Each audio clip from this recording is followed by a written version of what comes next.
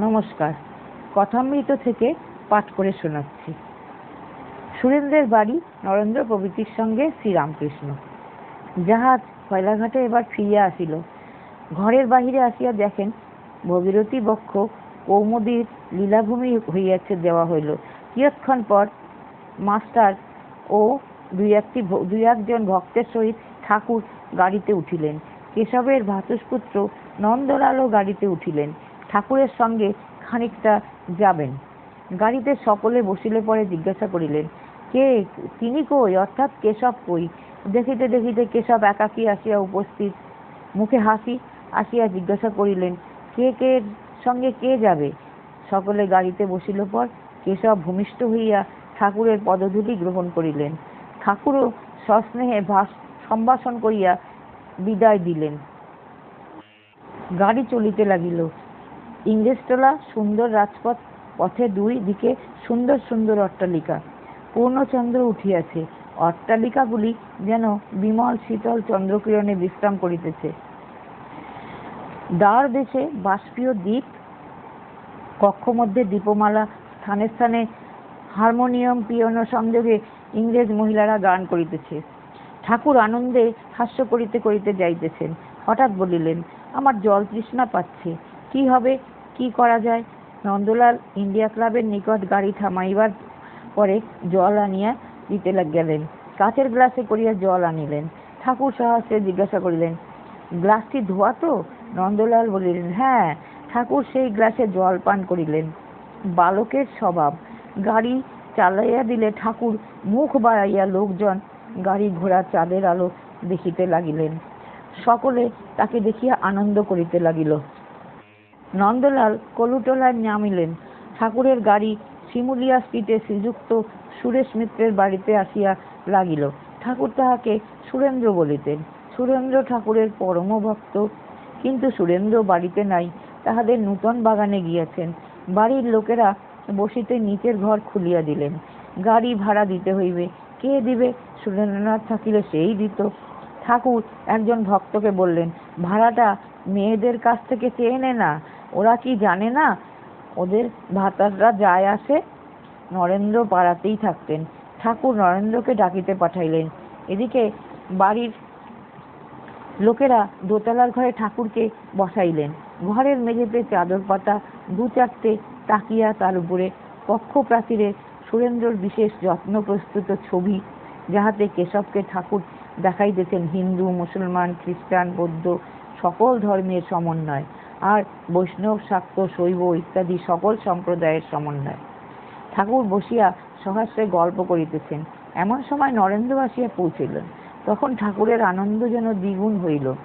তিনি বলিলেন, আজ কেশব সেনের সঙ্গে কেমন জাহাজে করে বেড়াতে গিয়েছিলাম। বিজয় ছিল, এরা সব ছিল। মাস্টারকে নির্দেশ করিয়া বলল, একে জিজ্ঞাসা করো কেমন বিজয়। আর কেশবকে বললুম, মায়ে ঝিয়ে মঙ্গলবার, আর জটিলে কুটিলে না থাকলে লীলাপোষটাই হয় না, এই সব কথা। মাস্টারের প্রতি নির্দেশ, কেমন গা? মাস্টার, আগে হ্যাঁ, রাত্রি হইল তো সুরেন্দ্র ফিরলেন না। ঠাকুর দক্ষিণেশ্বরে যাইবেন, আর দেরি করা যায় না। রাত 10:30, রাস্তায় চাঁদের আলো। গাড়ি আসিল, ঠাকুর উঠিলেন। নরেন্দ্র ও মাস্টার প্রণাম করিয়া কলিকাতা স্থিত স্ব বাটিতে প্রত্যাগমন করিলেন।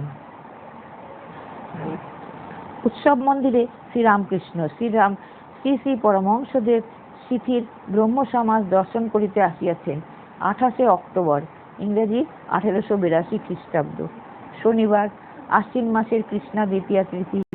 আজ এখানে মহোৎসব, ব্রহ্ম সমাজের বার্ষিক উৎসব, তাই ভগবান শ্রীরামকৃষ্ণের এখানে নিমন্ত্রণ। বেলা 3টে-4টের সময় তিনি কয়েকজন ভক্ত সঙ্গে গাড়ি করিয়া দক্ষিণেশ্বরের কালীবাটি হইতে শ্রীযুক্ত বেণীমাধব পালের মনোহর উদ্যানবাটিতে উপস্থিত হইলেন। এই উদ্যানবাটিতে ব্রহ্ম সমাজের অধিবেশন হইয়া থাকে।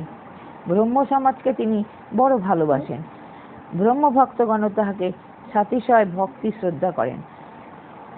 ইহার পূর্বদিন অর্থাৎ শুক্রবার বৈকালে কত আনন্দ করিতে করিতে শিষ্য শ্রীযুক্ত কেশবচন্দ্র সেনের সহিত ভগীরথীর বক্ষে কালীবাড়ি হইতে কলিকাতা পর্যন্ত ভক্ত সঙ্গে স্টিমার করিয়া বেড়াইতে ঠাকুর আসিয়াছিলেন। শিথির পাইকপাড়ার নিকট। কলকাতা হইতে 1.5 কোশ উত্তরে। উদ্যানবাটিতে মনোহর বলিয়াছিল, স্থানটি অতি নিভৃত, ভগবানের উপাসনার পক্ষে বিশেষ উপযোগী। উদ্যানের স্বামী বৎসরে 2 বার মহোৎসব করিয়া থাকেন, একবার শরৎকালে আর একবার বসন্তকালে। এই মহোৎসব উপলক্ষে তিনি কলকাতা ও সিথির নিকটবর্তী গ্রামের অনেক ভক্তদিগকে নিমন্ত্রণ করিয়া থাকেন। তাই আজ কলিকাতা হইতে শিবনাথ প্রভৃতি ভক্তগণ আসিয়াছেন। তাহাদের মধ্যে অনেকেই প্রাতঃকালে উপাসনায় যোগদান করিয়াছেন, আবার সন্ধ্যাকালীন উপাসনা হইবে তাই প্রতীক্ষা করিতেছেন। বিশেষত তাহাদের শুনিয়াছেন যে অপরাহ্নে মহাপুরুষের আগমন হইবে ও তাহারা তাহার আনন্দমূর্তি দেখিতে পাইবেন, তাহার হৃদয় মুগ্ধকারী কথামৃত পান করিতে পাইবেন, তাহার সেই মধুর সংকীর্তন শুনিতে এবং দেবদুর্লভ হরিপ্রেমময় নৃত্য দেখিতে পাইবেন। তাই তাহারা আসিয়াছেন। অপরাহ্নের বাগানটি বহু লোক সমাকীর্ণ হইয়াছেন, কেহ লতামণ্ডল ছায়ায় কাষ্ঠাসনে উপবিষ্ট, কেহ বা সুন্দর তটে বন্ধু সমভিব্যবহারে বিচরণ করিতেছেন। অনেকেই সমাজগৃহে শ্রীরামকৃষ্ণের আগমন প্রতীক্ষায় পূর্ব হইতেই আসন অধিকার করিয়া বসিয়াছেন। উদ্যানে প্রবেশদ্বারে পানের দোকান। প্রবেশ করিয়া মনে হয় যেন পূজা বাড়ি। রাত্রিকালে যাত্রা হইবে। চতুর্দিক আনন্দে পরিপূর্ণ। শরতের নীল আকাশে আনন্দ প্রভাসিত হইতেছে। উদ্যানের বৃক্ষলতা গুল্ম মধ্য প্রভাত হইতেছে, আনন্দের সমীরণ বহিতেছে। কিন্তু জীব জন্তু বৃক্ষলতা যেন এক টানে গান করিতেছে। সকলেই যেন ভগবত দর্শনের পিপাসাসু। এমন সময় শ্রী শ্রী পরমহংসদেবের গাড়ি গৃহের সম্মুখে উপস্থিত হইল। সকলেই গাত্রোত্থান করিয়া মহাপুরুষের অভ্যর্থনা করিতেছেন। তিনি আসিয়াছেন। চারিদিকে লোক তাহাকে মণ্ডলাকারে ঘিরিয়া ধরিতেছে। সমাজগৃহের প্রধান প্রকোষ্ঠের মধ্যে বেদী রচনা হইয়াছে। সেই স্থানে লোক পরিপূর্ণ। সম্মুখে দালান, সেখানে পরমহংসদেব সমাসীন, সেখানেও লোক। আবার দালানেও পার্শ্ববর্তী 2 ঘর, সব জায়গায় লোক। ঘরের দ্বারদেশে উদ্গ্রীব হইয়া লোক দণ্ডায়মান। দালানে উঠিবার সোপান পরম্পরা এক প্রান্ত হইতে অপর প্রান্ত পর্যন্ত বিস্তৃত, সেখানেও লোকাকীর্ণ। সোপানের অনতিদূরে 2-3টি বৃক্ষ, পার্শ্বে লতামণ্ডপ, সেখানেও কয়েকখানি কাষ্ঠাসন। তথা হইতেও লোকে উদ্গ্রীব ও উৎকীর্ণ হইয়া মহাপুরুষের দিকে দৃষ্টিপাত করিতেছে। সারি সারি ফল পুষ্পের বৃক্ষ মধ্যে পথ বৃক্ষ সকল সমীরণের ঈষৎ হেলিতেছে, দুলিতেছে, যেন আনন্দ ভরে মস্তক অবনত করিয়া তাহাকে সম্বর্ধনা অভ্যর্থনা করিতেছেন। ঠাকুর পরমহংসদেব হাসিতে হাসিতে আসন গ্রহণ করিলেন। এখন সব চক্ষু তার দিকে আনন্দ মূর্তির উপর পতিত হইল। যেমন যতক্ষণ নাট্যশালায় অভিনয় আরম্ভ না হয় ততক্ষণ দর্শকবৃন্দের মধ্যে কেহ হাসিতেছে, কেহ বিমর্ষ কথা কইতেছে, কেহ একাকী অথবা বন্ধুর সঙ্গে পদাচরণ করিতেছে, কেহ বা তামাক খাইতেছেন। কিন্তু যেই ড্রপ সিন উঠিয়া গেল, অমনি সকলের সব কথাবার্তা বন্ধ করিয়া দিল। অনন্য মানে এক দৃষ্টে নাট্যরঙ্গ দেখিতে থাকে। অথবা যেমন নানান পুষ্প পরিভ্রমণকারী শটবৃন্দ পদ্মের সন্ধান পাইলে অন্য কুসুম ত্যাগ করিয়া পদ্মমধু পান করিতে ছুটিয়া আসে। সহসা বদনে ঠাকুর শ্রীযুক্ত শিবনাথ আদি ভক্তগণের দিকে দৃষ্টি নিক্ষেপ করিতে লাগিলেন। বলিতেছেন, এই যে শিবনাথ, দেখো তোমরা ভক্ত, তোমাদের দেখে বড় আনন্দ হয়।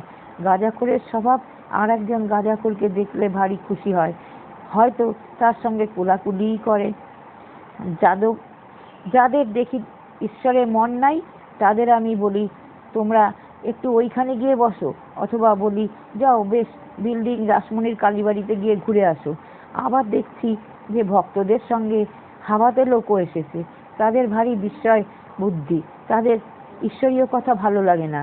ওরা হয়তো আমার সঙ্গে অনেকক্ষণ ধরে ঈশ্বরীয় কথা বলছে, এদিকে এরা আসে আর বসে থাকতে পারছে না, ছটফট করছে, বারবার তাদের কানে কানে ফিস ফিস করছে, কখন যাবে কখন যাবে। তারা হয়তো বললে, দাঁড়াও না হে বাপু, আরেকটু পরে যাব। তখন এরা বিরক্ত হয়ে বলল, তবে তোমরা কথা কও, আমরা নৌকোয় গিয়ে বসি। সংসারী লোকেদের যদি বলো যে সব ত্যাগ করে ঈশ্বরের পাদপদ্মে মগ্ন হও, তা তারা কখনো শুনবে না। তাই বিষয়ী লোকদের টানবার জন্য গৌর নিতাই দুই ভাই মিলে পরামর্শ করে এই ব্যবস্থা করেছিলেন। মাগুর মাছের ঝোল, যুবতী মেয়ের কোল, বলো হরিবোল, এই কথাই বলতেন। প্রথমে দুইটির লোভে অনেকেই হরিবোল বলতে শুরু করত। হরিনাম সাধুরা একটু আশ্বাস পেলেই বুঝতে পারত যে মাগুর মাছের ঝোল, আর কিছুই নয়। হরিপ্রেমে যে অশ্রু পড়ে, যুবতী মেয়ে কিনা পৃথিবী, যুবতী মেয়ের কোল কিনা ধুলোয় হরিপ্রেমে গড়াগড়ি দেওয়া। নিতাই কোনো রকমে হরিনাম করিয়ে নিতেন। চৈতন্যদেব বলেছিলেন, ঈশ্বরের নামে ভারী মাহাত্ম্য, শরীর শীঘ্রই ফল না পেলে পরে কিন্তু কখনো না কখনো এর ফল হবেই। যেমন কেউ বাড়ির কার্নিশের উপর বীজ রেখে গিয়েছিল, অনেকদিন পরে বাড়ি ধূলিসাৎ হয়ে গেলেও ওই বীজ মাটিতে পড়ে গিয়ে গাছ হলো, তারও ফল হলো।